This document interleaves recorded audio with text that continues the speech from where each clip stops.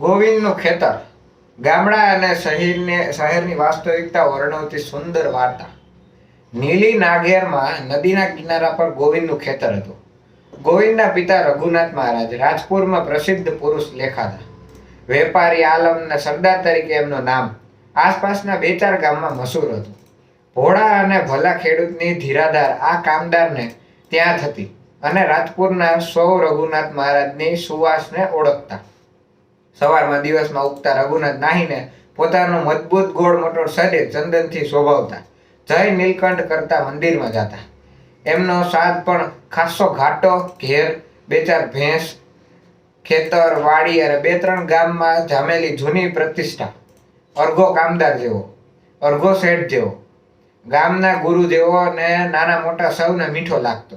આ પૂજ્ય પુરુષ રાજપુરમાં સુખી હતો ને એને લીધે આસપાસના 3-4 ગામડા પણ સુખી હતા. રઘુનાથ મહારાજ પોતાની ગોવિંદને શહેરમાં ભણવા મોકલવા હતા. રાજપુરની નાની સરહદમાં ગોવિંદ 4 અંગ્રેજી ભણ્યો. ત્યાં તો એને કીર્તિ પ્રસિદ્ધ થઈ ગઈ. ગોવિંદની માં નાનપણથી જ નહીં, એટલે એનામાં કાંઈ લાડનું અભિમાન વધારે હતું. ગામડિયાઓ તાજુબીમાં તરબોળ કરે એવો હોરેશિયસના પાના 2 પાનાને તે ક્યારેક વાંચતો. તેને સૌ વખાણતા. કારણ વખાણનારું મંડળ તદ્દન અજ્ઞાન હતું. ગોવિંદ 4થી અંગ્રેજીમાં પાસ થયો. જોકે એનો તો વર્ગ ચડાવવામાં આવ્યો હતો, પણ પરીક્ષાની જાદુગરી જુદાઈ ગામડિયામાં ભેજામાં આવે એમ હતું નહીં. તે દિવસે રઘુનાથ મહારાજે મોટી મિજબાની જેવું કર્યું. જોકે શાક ભીંડાનું હતું, અથાણું ચીભડાનું ને મુંબઈના સંતરા મોસંબીની ગંધાતી બદબોને બદલે મગની તાજી શીંગો ને તાજગી ભર્યા શેરડીના સાઠા. એની જ વાડીમાંથી લાવેલા બોર ને દાડમ પણ ખરા. ગામડિયામાં મેવામાં અનહદ આનંદ ભોગવી રહ્યા હતા.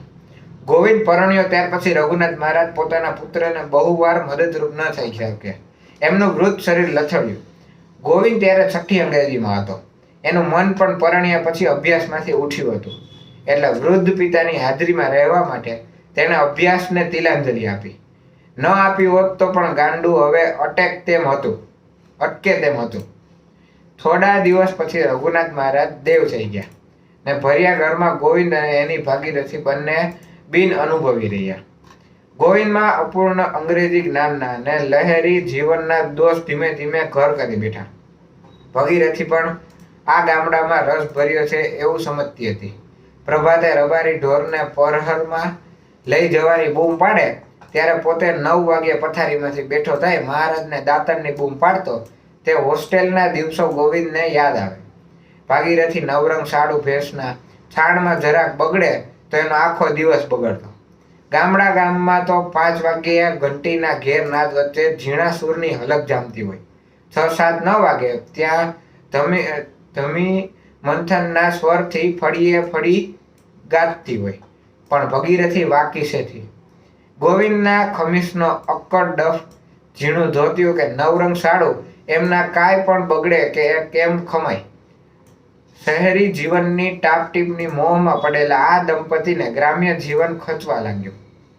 સવારની તાજી સુગંધ છાશ, મીઠું ગોરસ ને ઈટુને દુર્લભ દૂધ, ચીજો ચાના કપને બદલે ઘરમાંથી અથડાતી જોઈ ભાગીરથી તો અડધી થઈ ગઈ. ક્યાં હોટેલ, મોટર, ચેવડા, ચા ને સુંદર બાગ, ને ક્યાં તાજી છાશ, ગાયના સ્વર અને વડનો મીઠો છાયો. ગોવિંદને લાગ્યું કે જો પોતે ગામડામાં બહુ દિવસ ગોળશે તો સમજમાં બહુ પછાત રહી જશે. વર્તમાન પત્ર પર રાજપુરમાંથી ક્યાંથી ને જાહેર સભા 2-4 પટેલ, 1-2 શેઠિયા ને 4-5 નાગા છોકરા ચોરને ઓટલે બેઠા હોય એમ રાજપુરની જાહેર સભા. ધમ પછાડા, ઢોંગને દંભ ત્યાં ન મળે. શબ્દના ઠરાવ નહીં ને ખોટા અનુમોદન નહીં. અહીં તો 2-4 જણા મળી વાત કરે ગોદરમાં 11 ખડ નાખવું ને કૂતરાને દૂધ પાવું કે ઠારવા પાસ થઈ ગયા, એમાં પ્રવૃત્તિને ધમાલ ન મળે. સાદી વાત ને સાદું વર્તન. ગોવિંદના ચશ્મામાં બધું માથું ભાસ્યું ને તેણે ગામડામાંથી જેમ બને તેમ જલ્દી ઉપાડવાનો નિશ્ચય કર્યો. ગ્રામ્ય જીવનની ખોટ ખાપડને સમારી એમાંથી દરેક પડે તંદુરસ્તીને રસ ખેંચવાને બદલે શહેરના ઉપરના ભપકામાં અંજાઈ ગયેલો ગોવિંદ દરેક પડે એ ગામડું ખૂંચવા લાગ્યું હતું. તેણે ગામડાના હિસાબ પતાવવાના કામ શરૂ કર્યા. રઘુનાથ મહારાજની પ્રામાણિકતા અને ચારિત્ર્ય બળ એવા વિખ્યાત હતા કે એનું બધું લહેણું પતી ગયું. ગોવિંદ તથા ભાગીરથી હવે શહેરમાં જવા નીકળ્યા. ભગરી, ભેંસ, કલ્યાણી, ગાય, વાછરડા અને ઘોડી પોતાનું સુંદર ફળી, વાલોડનો માંડવો અને તુલસીનો ક્યારો, એક ઘોડી બિલાડી, પારેવાનું પાણીનું કુંડું, ગલના છોડે ને અજમાના પાનના કુંડા, બધું જ ગોવિંદ કાંઈ પણ અફસોસ વિના છોડ્યું. એનું ચિત્ત શહેરની ભબકારી જિંદગીમાં એવું ચોટ્યું કે કોઈ વસ્તુ એના હૃદયને સ્પર્શી શકી નહીં. ગામડામાં બેસી ગોવિંદ રવાના થયો. સૌ દૂર સુધી વળાવી પાછા ફર્યા. એટલામાં ગોવિંદે પોતાના પિતાના વૃદ્ધ મિત્ર નારણ ભટ્ટને આવેલા જોયા. ગોવિંદ જાય છે? બાપુ ગામડું સંભાળજો હો. હા કાકા, કાંઈ ગામ ભૂલાય છે? ગોવિંદે વિવેકના શબ્દો બોલવા ઘટે તે વાપર્યા. હિસાબ બધો ચૂકતો કર્યો? હા કાકા. ને ઢોર ઢાખર મૂળાભાને વેચતા આપ્યા. નારણ ભટ્ટના પેટમાં ટાઢો શેરડો પડ્યો. ગામડામાં માણસને ઢોર વેચતા જીવન વેચવા જેવું લાગે. ઠીક બેટા, તને ગમ્યું તે સાચું. ખેતરવાડી કલ્યાણ પટેલને અડધે ભાગે વાવવા દીધી. નારણ ભટ્ટની આંખમાં આંસુ આવ્યા. રઘુનાથનો વિયોગ આજે ખરેખર લાગ્યો. પણ ભગીરથને ગોવિંદ ગામડા જીવનની મશ્કરી કરતા આગળ ચાલ્યા. મિલના ભૂંગળા, મોટરના ભોકાર અને માણસોની જબ્બર ધમાલ વચ્ચે પહોંચ્યા ત્યારે એમને લાગ્યું કે હવે એમના જીવનમાં કંઈક જોમ આવ્યો. શહેરમાં ગોવિંદે જીવન શરૂ કર્યું. 2-4 દિવસ આટા મારી રેલવેની ઓફિસમાં કારકુન તરીકે નોકરી ગોવિંદે લીધી. રાજપુરના તાજગી ભરેલા ઝારના અને વણના ખેતરમાંથી પસાર થતા એક જ અકથ્ય સુગંધી પૃથ્વીમાંથી છૂટતી.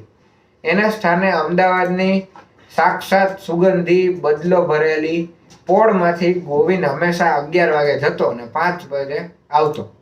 આટલી ગુલામી સ્વીકારીને તેણે પોતાની શહેરી તરીકે ઇજ્જત સાચવી લીધી ને ભાગીરથીનો પેલો નવરંગી સાડુ ભેંસના છાણાને બદલે હવે ગટરની દુર્ગંધ પામવા લાગ્યો.